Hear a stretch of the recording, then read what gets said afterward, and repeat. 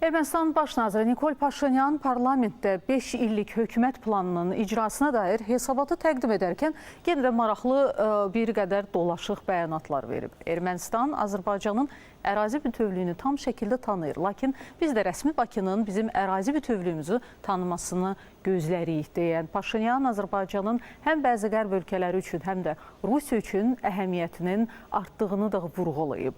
Erməni baş nazir Türkiyə ilə sərhədlərin tez bir zamanda açılmasının tərəfdarı olduğunu da diqqətə çatdırıb. Ermənistanın 2021-2026-cı illəri əhatə edən dövlət proqramının icrasına dair hökumət iclasında çıxış edən Nikol Paşinyan Azərbaycanla münasibətlərin normallaşmasından söz açıb.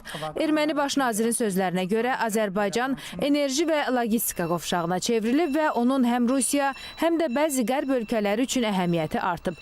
Məhz bundan sonra Paşinyan sözü hər iki tərəf arasında sülh sazişinin imzalanmasının vacibliyinə gətirib. Təbii ki, yenə də özünə məxsus dolaşıq formada.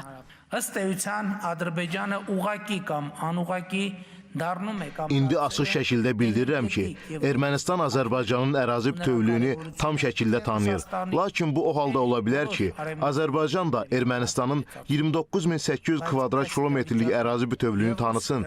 Azərbaycanla tezliklə sülh sazişinin imzalanması mümkündür və bunun üçün hər şey etmək lazımdır.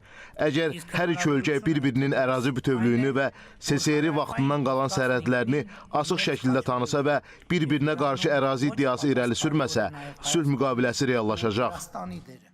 Azərbaycanın enerji və logistika mərkəzinə çevrilməsi həm də böyük yol qovşağı olan Cənubi Qafqazın digər subyektlərinin, Ermənistan və Gürcüstanın rolunun əhəmiyyəti fonunda regionda sülh və sabitliyi Rusiya ilə Qərb arasında konsensusa çevrilə bilər.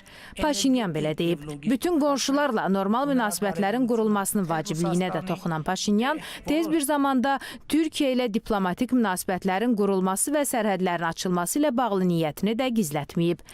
Rüstəm Mikayılzadə, Nigar Etibar, ASTV Xəbər.